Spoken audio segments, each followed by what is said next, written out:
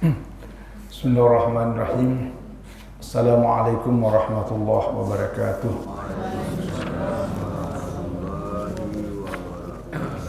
Alhamdulillahirabbil alamin. Wassalatu wassalamu ala Rasulillah Sayyidina Muhammad wa ala alihi wa sahbihi ajma'in. Alhamdulillah,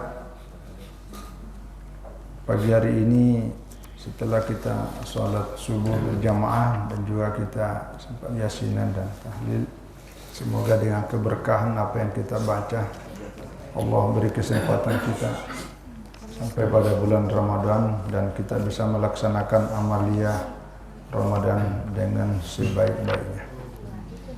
Kita lanjutkan pengajian kita pagi hari ini sebagai bagian dari mempersiapkan diri menghadapi bulan puasa Ramadan. Ya. Tema kita hari ini tentang rukun puasa. Kalau ahad yang lalu macam-macam puasa,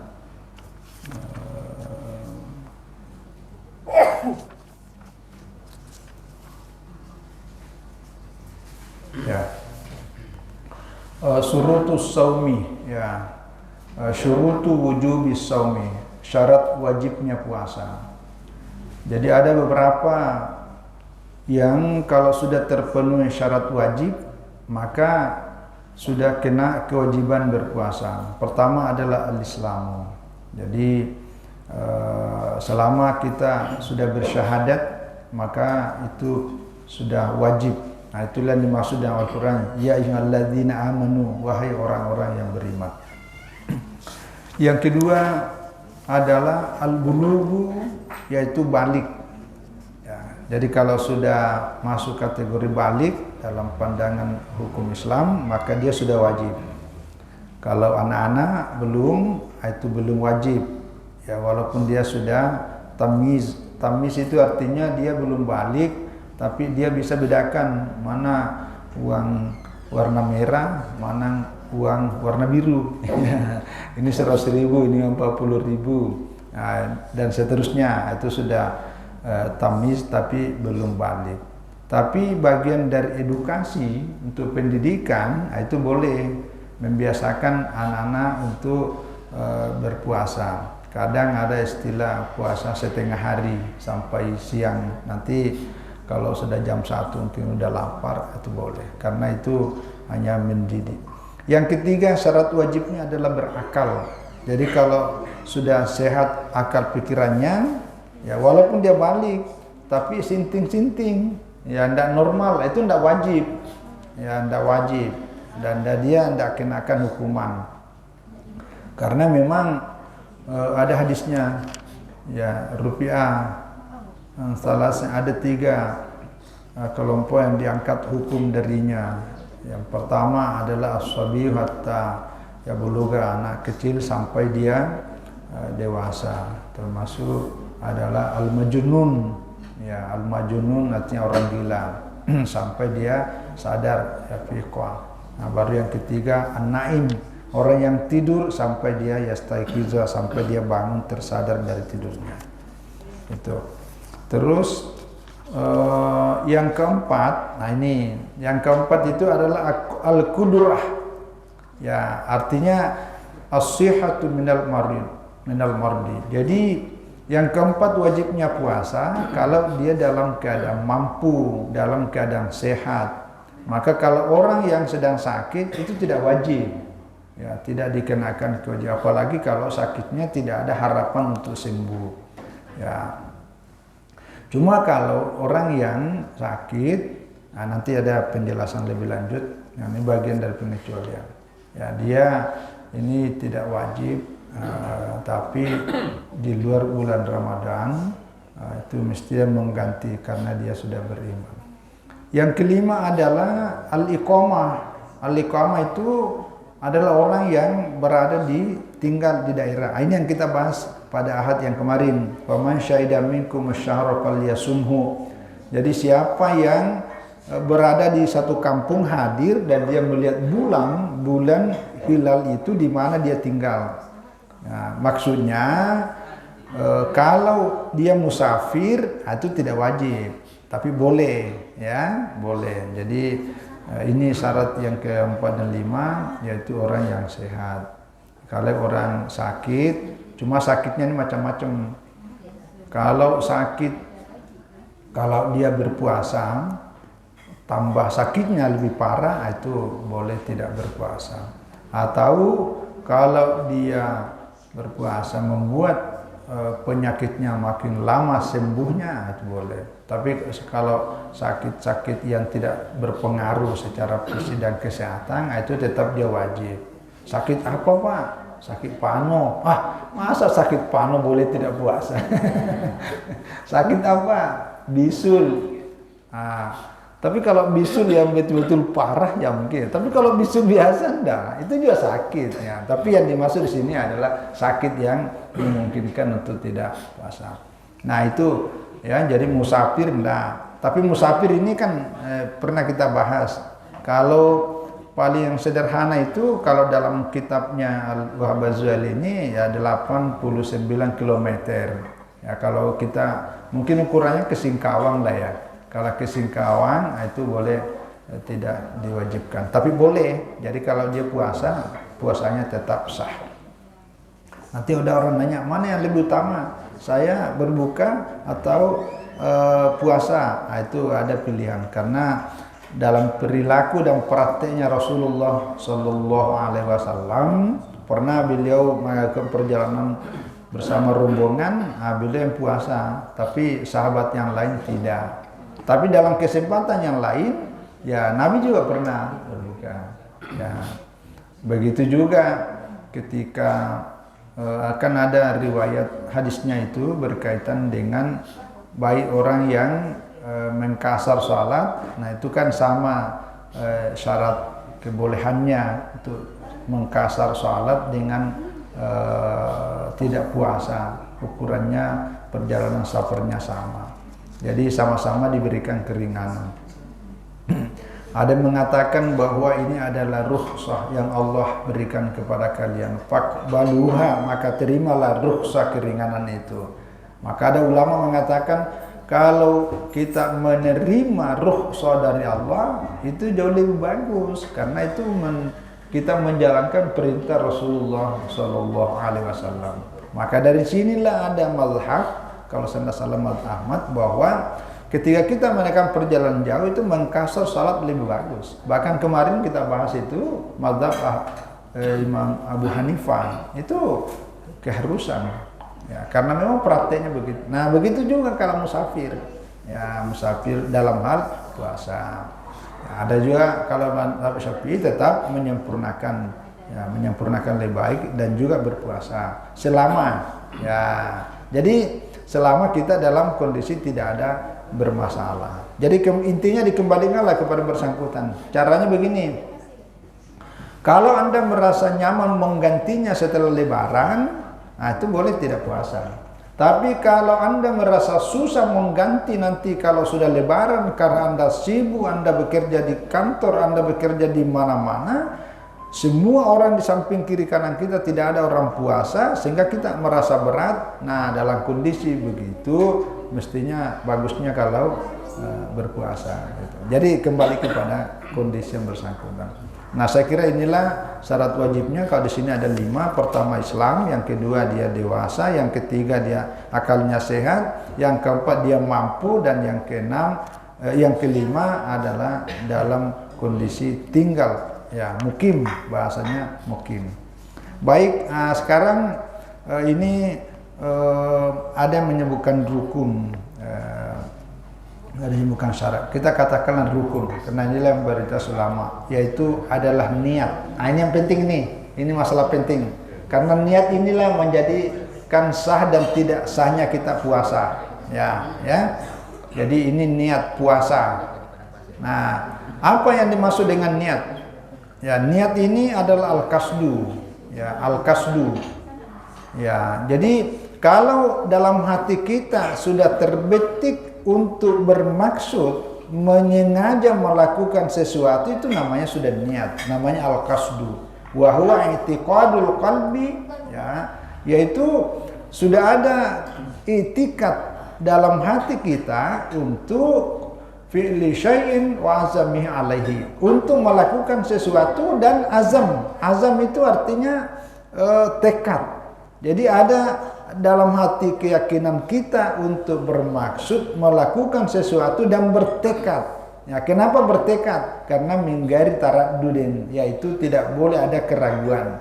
Makanya itu di akhir Sya'ban ini, katakanlah malam Rabu ya, kalau Sya'ban 30 ini, maka ya 1 Ramadan jatuh pada malam Kamis. Jadi malam Kamis itu kita tarawih ya. Tapi tetap aja menunggu keputusan dan penetapan dari pemerintah ulil amri. Nah, karena pada malam itu mungkin ada ragu apakah masih Sya'ban 30 atau 29 Sya'ban, berarti Rabunya 1 Ramadan. Nah, itu namanya taraddud. Jadi kalau ragu tidak boleh, maka niat itu tidak boleh keragu.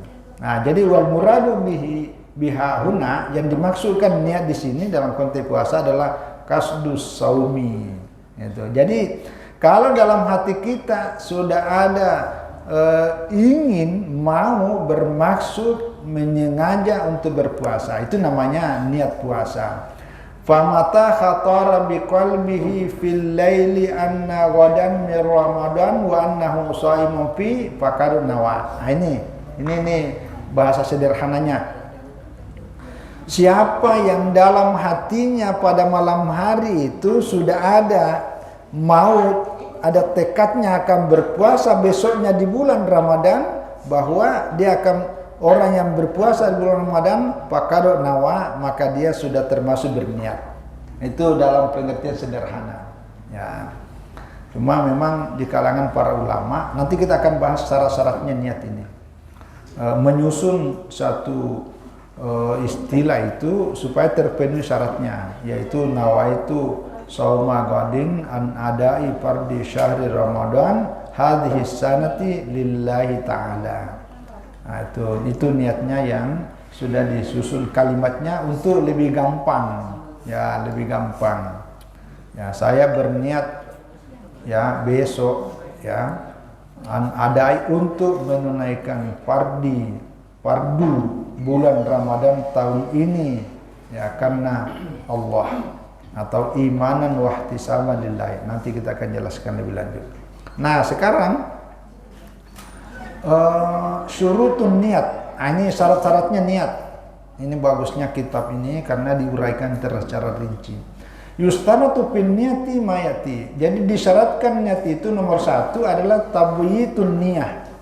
Jadi kalau niat puasa itu mesti dilakukan pada malam hari. Itu tabyitun niyah. Jadi iqa'uha lailan. Makanya ibu-ibu jamaah sekalian, kalau kita sudah berbuka puasa, itu sudah masuk malam hari. Silakan berniat pada malam itu. Jangan menunggu nanti bangun sahur baru niat. Kalau sempat bangun sahur, kan ada orang bangunnya sudah azan di masjid baru bangun. Nah, kalau tidak berniat di malam harinya, bangunnya ketika azan di masjid lewat. Gitu. Maka itu pertama, kalau niat puasa itu dilakukan di malam hari. Ya, di malam hari. Ya. Ya, oh iya, ini lanjut tadi. Wa mahallun niyah, ya, wa mahallun niyah. Jadi tempatnya niat itu adalah al-qalbu. Ya, jadi tempatnya niat itu adalah fil qalbi, yaitu di dalam hati. Tapi ini penjelasannya ini. Wala takfi bil lisani qat'an. Tidak cukup hanya semata-mata secara kat'i diucapkan di lidah yang tadi saya baca itu nawaitu sauma ghadin an adai fardi syahri Ramadan hadhihi sanati lillahi ta'ala. Itu tidak cukup hanya diucapkan bil lisan. Wala yustaratu at-talaffuz biha qat'an. Tapi juga tidak disyaratkan, ya, jadi tidak masuk disyaratkan harus dilafalkan, karena niat itu dalam hati yang tadi itu al-qasdu. Kalau sudah berniat besok saya akan berpuasa Ramadan tahun ini, itu sudah sah.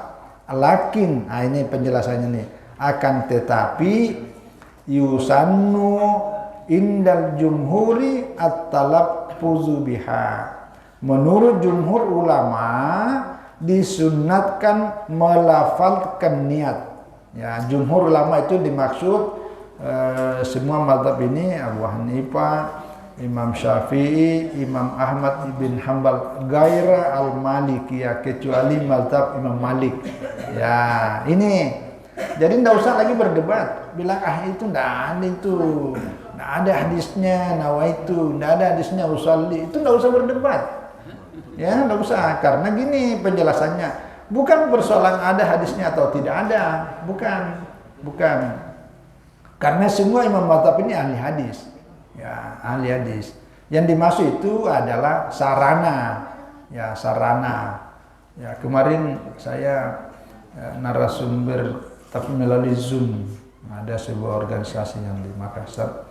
Nah, saya juga menjelaskan ini tentang, karena itu saya dikasih judul bid'ah dan sunnah seputar Ramadan. Nah, saya menjelaskan batasan antara sunnah dan bid'ah. Jadi bukan persoalan ada hadisnya atau tidak ada, tapi persoalan pemahaman tentang wasilah. Jadi sarana yang membuat kita lebih gampang dan mudah menjalankan agama, maka itu yang bagus dilakukan. Ini yang dimaksud. Jadi liyu'awina al-lisanu al-qalba. Kalau lidah mengucapkan ini akan membantu hati bisa lebih konsentrasi berniat dengan baik dan benar. Itu maksudnya. Jadi bukan masalah ada hadis atau tidak, bukan masalah.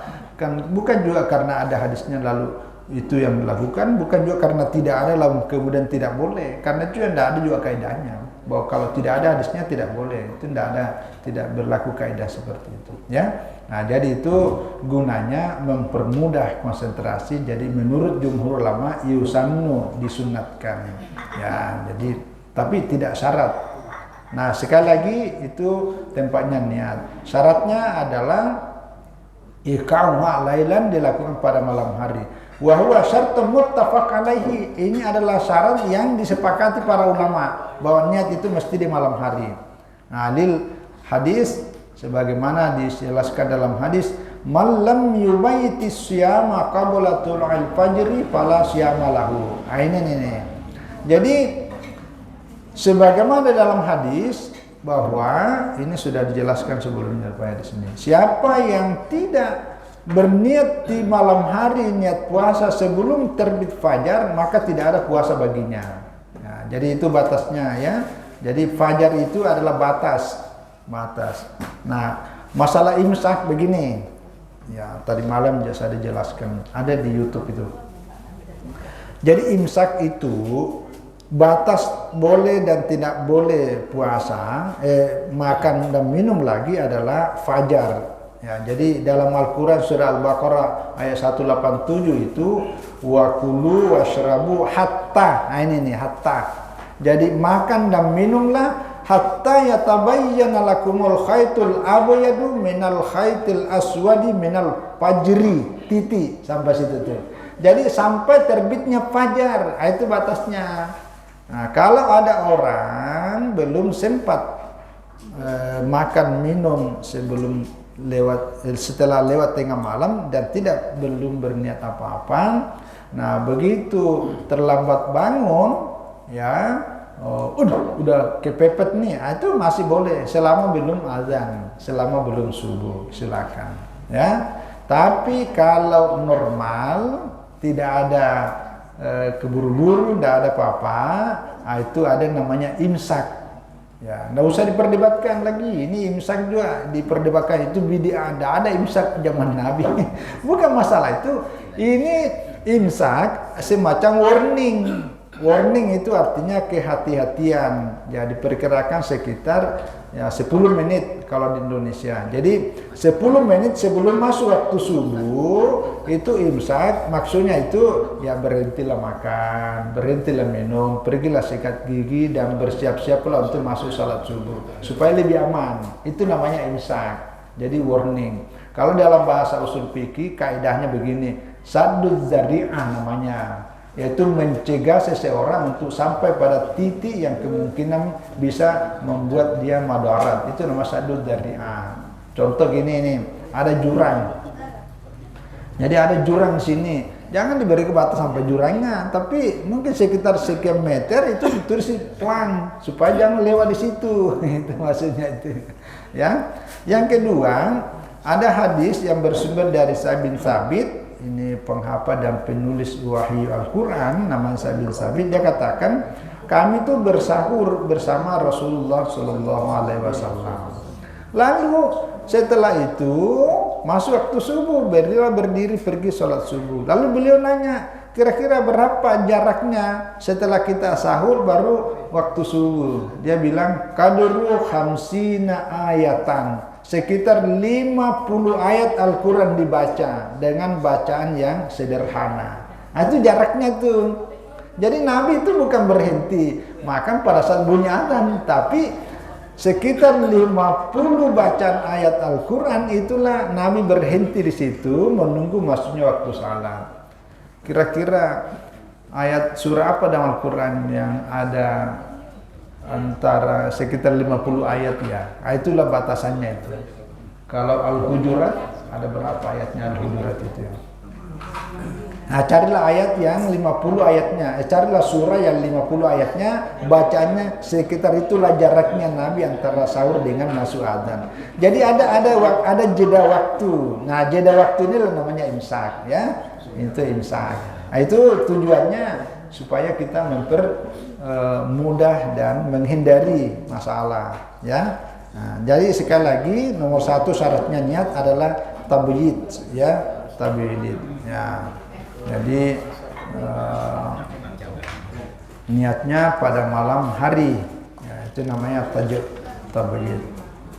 Nah, yang kedua, ini penting nih ya, semuanya penting.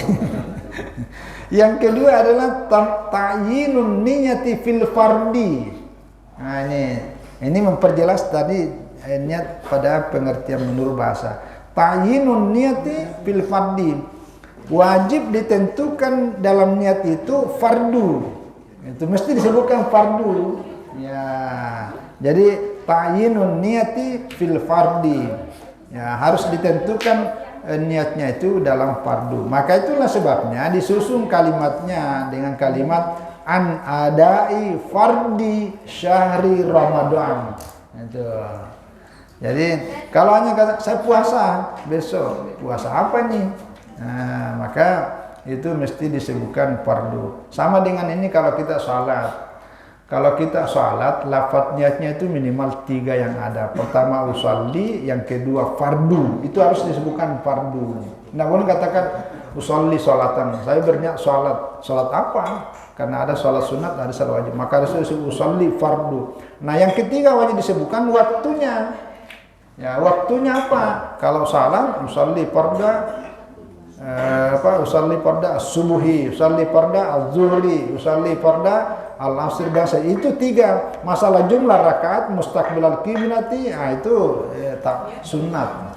Ya, tapi yang fardu itu 3. Nah, dalam puasa juga itu yang disebutkan harus jelas tentang fardunya. Hadza syartun 'inda jumhur. Ya, menurut jumhur ulama ini disyaratkan, maka itu harus disebutkan. Ya, jadi itu disebutkan. Maka yang paling bagus itu ya itu tadi diajarkan sama anak kita ya, ini untuk membantu nawaitu shauma ghadin an adai fardi syahri Ramadan hadhihi sanati lillahi ta'ala. Kalau mau nambah misalnya ini hadhihi sanati imanan wahtisaban ya lillahi ta'ala, itu boleh karena diambil dari hadisnya begini, man shoma ramadana imanan wahtisaban ghufira lahu ma taqaddama min dzambihi. Ini hadis riwayat Imam Bukhari an Abi Hurairah radhiyallahu anhu. Jadi itu diambil dari hadis imanan wahtisaban. Itu boleh. Yang ketiga, syaratnya niat adalah al-jazmu bin niyah. Jadi jazm itu artinya tekad. Jadi tidak boleh ada sedikit pun keraguan di dalam berpuasa itu ya. Ya fayarona annahu la yustaratu fi shaum al-muqayyad bi zaman muayyan an takuna jazm. Fa in nawa as-sawma al-lailata salasina min Sya'ban ala annahu inzara kaunu miramal. Ya, jadi intinya itu niat itu ya enggak boleh ada keraguan ya, jadi jazm ya, harus bertekad jelas. Nah, ini yang keempat. Yang keempat niat itu adalah ta'addudun niyati bi ta'addudil ayyam. Jadi niat itu harus berbilang ya dengan berbilangnya hari-hari puasa. Nah, ini ya. Nah, jadi karena kalau puasa di bulan Ramadan 29 hari, maka kita harus berniat 29 kali. Ya. Nah, kecuali nanti saya mau jelaskan nanti ini mazhab Imam Malik. Jadi ta'addudun niyati bi ta'addudil ayyam hadza syartun dan jumhur. Jadi menurut jumhur ulama, setiap hari kita berpuasa, setiap hari juga kita berniat. Jadi misalnya malam Kamis. Nah, jadi malam Kamis itu kita sudah boleh berniat untuk puasa esoknya pada hari Kamis. Nanti malam Jumat berikutnya berniat lagi dengan niat yang sama sampai selesai. Ya. Nah, jadi itu syaratnya. Nah, kecuali ya bisa laisa bisyartin indal Malikiyah. Kalau dalam mazhab Malik wa qala Malikiyah tajzi'u niyatun wahidatun ya lima Ramadan fi awali. Jadi kalau dalam mazhab Malik itu hanya sekali berniat dalam sebulan pada awalnya. Ya. Pemahamannya begini. Imam Malik itu memahami puasa Ramadan itu dalam pengertian sebulan. Karena ayatnya faman syahida minkumus syahra, siapa yang kamu hadir dalam bulan itu, maksudnya bulan itu ya sebulan, di bulan Ramadan itu maka berpuasalah. Yaitu pengertiannya dalam mazhab Malik, maka dia berniatnya itu pada awal malam dan itu kena semuanya. Jadi bahasa kalau pegawai itu yang nerima gaji namanya dirapel. Sekali berniat kena semua. Nah, tapi kita mengikuti yang jumhur mayoritas ulama ya. Cuma ulama-ulama dulu ya, sampai hari ini mungkin itu digabung. Ini ada hampir semua kitab-kitab fikih menjelaskan ini. Jadi kalau malam pertama itu kami di kampung saya dulu di Sulawesi itu, kalau pada malam pertama itu imam, qadi, ulama itu berdiri menjelaskan hukum ini untuk menghindari. Jadi pertama itu kalau sudah pada malam tarawih itu dijelaskan supaya berniat sama-sama. Niatnya dalam menurut ulama fikih mayoritas ini tadi itu setiap malam seperti tadi. Lalu ditambah itu berniat juga untuk Imam Malik dalam rangka menghindari apabila ada satu malam tertentu yang kita lupa berniat. Kita lupa berniat, maka itu sudah tertutupi dengan niatnya Imam Malik. Cuma orang menghindari juga ada namanya talfik. Talfik itu artinya ada bercampur adukan di situ. Ya, jadi sama dengan ini. Kalau kita berwudu, karena batalnya wudu itu kalau mazhab Syafi'i bersentuhan kulit laki-laki, ini mazhab Syafi'i. Tapi kalau mazhab Abu Hanifah, kalau bersentuhan kulit laki-laki dan perempuan yang sudah dewasa itu yang bukan mahramnya itu tidak batal wudunya.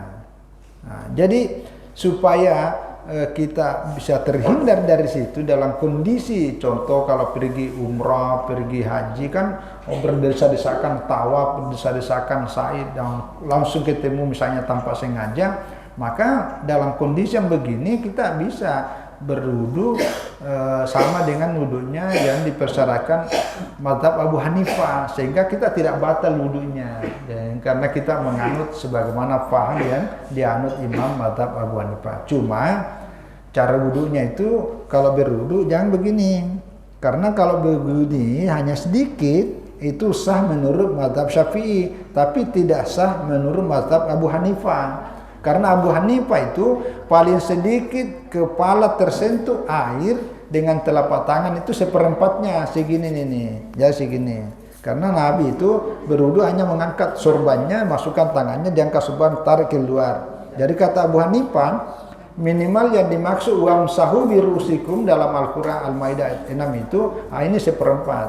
Maka kalau berwudu cuma segini, nah itu mazhab Syafi'i sah. Dalam mazhab Abu Hanifah tidak sah.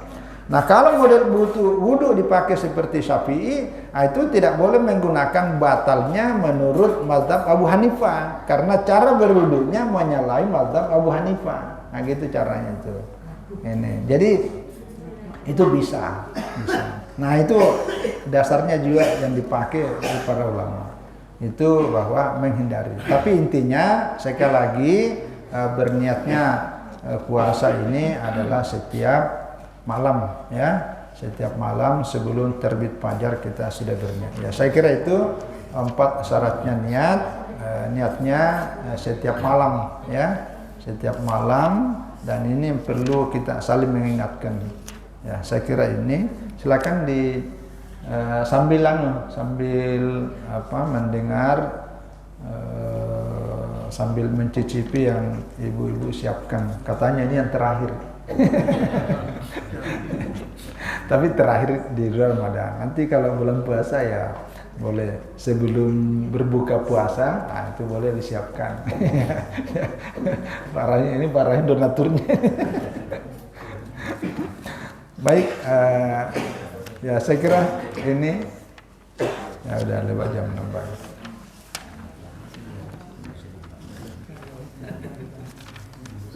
Ya silakan. Ya. Puasa sunnah dengan puasa wajib.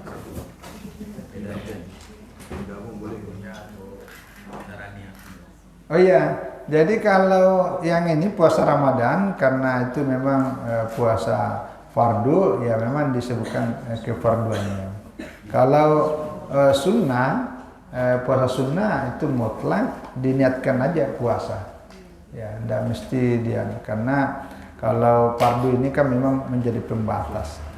Makanya itu kalau niatnya puasa, kan puasa ini sebenarnya qabla tulu'il fajri.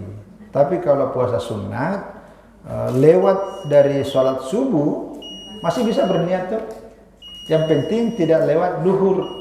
Nah, itu tidak lewat duhur. Makanya Rasulullah SAW biasa pulang sebelum itu datang ke rumah istri beliau, nanya, hal indaki syai'un, apa ada nggak sesuatu yang bisa kita makan sarapan? Oh enggak ada ya Rasul. Oh kalau gitu anak ini soal, kalau gitu saya niat puasa aja. Nah itu niatnya setelah terbit fajar. Nah itu puasa sunat. Tapi kalau puasa wajib tetap ya itu. Artinya memang ada perbedaan antara di puasa wajib dengan puasa sunat. Ya. Bapak-bapak dan ibu-ibu ada sekalian, silakan kalau memungkinkan sambil ini saya nambahkan sunat-sunatnya. Ya, kalau ini kan tadi syaratnya, syarat wajibnya dengan syarat sahnya. Ya, kalau sunat-sunatnya sih saya kira udah dah. Ya, tadi syarat wajibnya mampu al-itaqah, musafir. Nah ini yang sering ibu-ibu ini yang halangan tentang masalah pidia, ini yang sering. Ya, jadi pidia begini. Tapi ini sebelumnya atau kita tertib aja dulu nanti pada pertemuan berikutnya kita bicara pidia khusus. Nah ini sunanus shaumi ya wa adabi wa makruhati. Jadi sunat ya ini untuk melengkapi keutamaan dari kesempurnaan ibadah puasa kita. Ada beberapa hal yang disunatkan. Pertama ya sahur. Ya sahur ini termasuk sangat disunatkan. Tasaharu ya, fa inna fisari barakah. Ya karena dalam sahur itu banyak keberkahannya.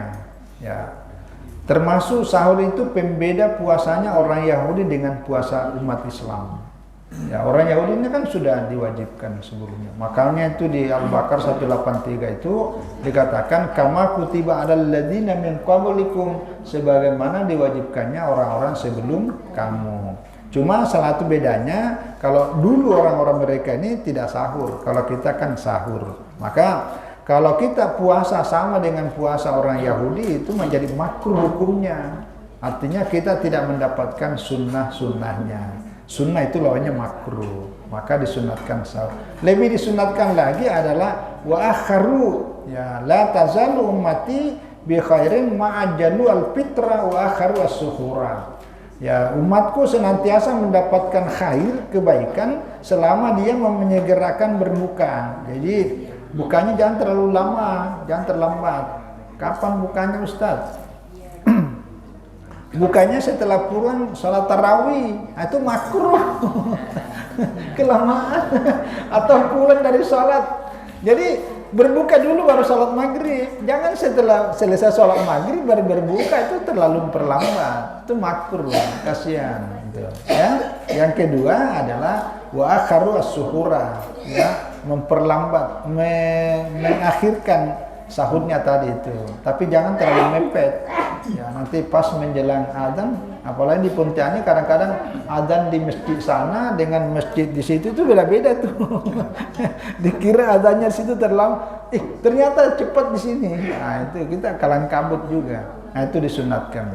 Takjilul fitri dengan takhir asar. Yang ketiga, ad-du'a. Ini nih. Ad-du'a'u akibal fitri bil masur. Jadi doa setelah berbuka. Allahumma inni laka sumtu wa ala rizkika aftartu wa alaika tawakkaltu wa bika amantu. Zahabal zama'u wa batallatil uruku wa sabatal ajru insyaallah. Ini akibal fitri, setelah berbuka. Yang ada kita ini sebelum berbuka sudah dibaca. Ya kan? Iya. Selama ini kan dibaca sebelum berbuka. Ayo kita baca buka puasa. Padahal itu belum berbuka. Nah, kalau dalam kitab ini akibah, yaitu sesudahnya. Ya. Jadi makan dulu, setelah makan baru alhamdulillah. Kan sama dengan itu ya. Ya. Ya, jadi itu.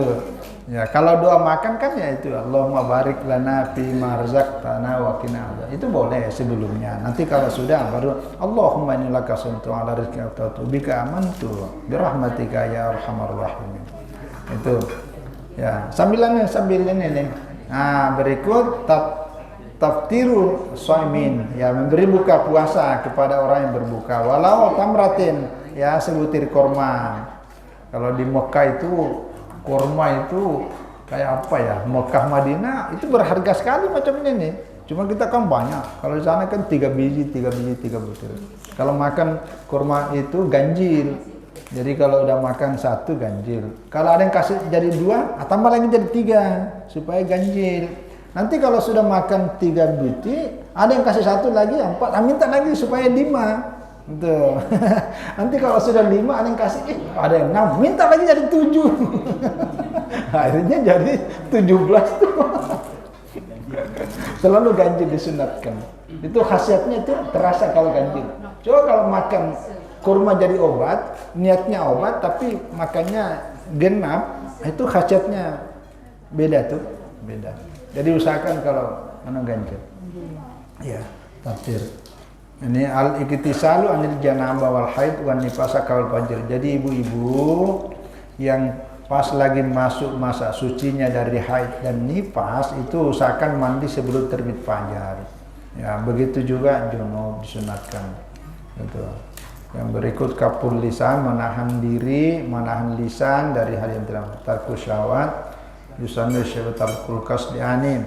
Kalau indah Syafi'iyah yusannu indah Syafi'iyah tarkul fasdi wal hijama binafsi wal gharir. Jadi usahakan kalau bulan puasa jangan bekam, ya, jangan bekam mengeluarkan darah itu kalau dalam puasa. Karena ada ulama yang batalkan, karena ada. Jadi bagusnya malam hari aja, ya, kalau mau bekam malam hari.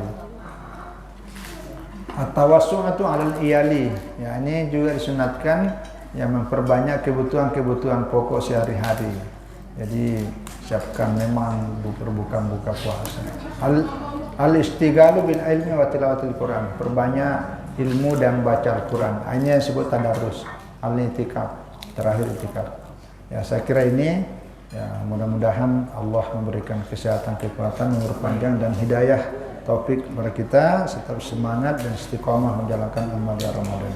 Semoga amalia Ramadan kita tahun ini jauh lebih bagus, lebih berkualitas dibanding daripada tahun-tahun sebelumnya, sehingga kita menjadi pribadi muttaqin ya di sisi Allah Subhanahu wa taala. Mohon maaf atas semua kekurangan. Wallahu a'lam bishawab. Wassalamualaikum warahmatullahi wabarakatuh.